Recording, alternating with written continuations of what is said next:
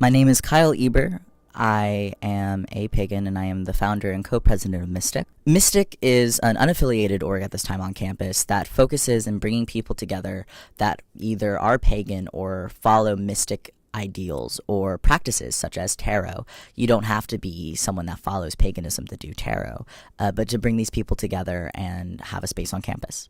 I was raised Orthodox Jewish in a community that is all Hasidic Jews. When I was 9 years old, my father passed away, and the way that the language was phrased to me was that God has taken your father away, or that your father is with Hashem now. So as a 9-year-old not understanding the world, I felt all that rage and guilt towards the Jewish God, and I walked away from the Jewish religion for a long time.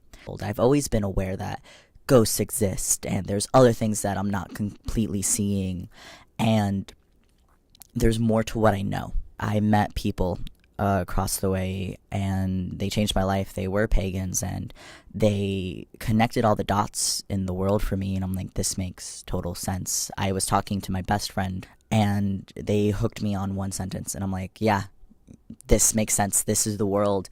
And taking paganism now and understanding it makes more sense to me, where it's not just black and white like Orthodox Judaism is. At Mystic, we are trying to keep it community-based because it falls under the religious and spiritual life organizations. And I founded the org because I saw a need for people on campus that either focus in on pagan traditions as like a hobby that they kind of use for self-care or for bettering themselves.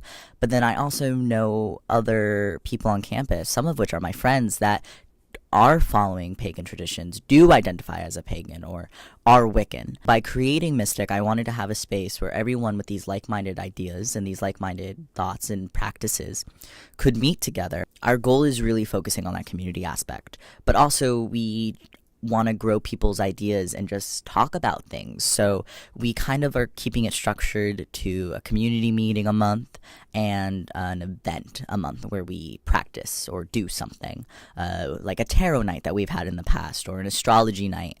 We kind of want to go forward and have a yoga night, or also like a history of witchcraft. For me personally, I practice paganism through the means of a couple of traditions. I practice my own spells, mostly in the form of spell jars, sometimes in the form of charms that I will wear on my person, such as a necklace or a ring.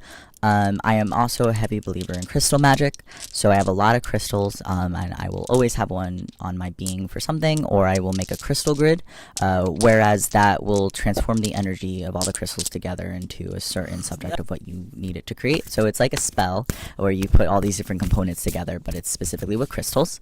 I practice tarot. I read my own cards every day. I read my friends' cards. I get my cards read for me.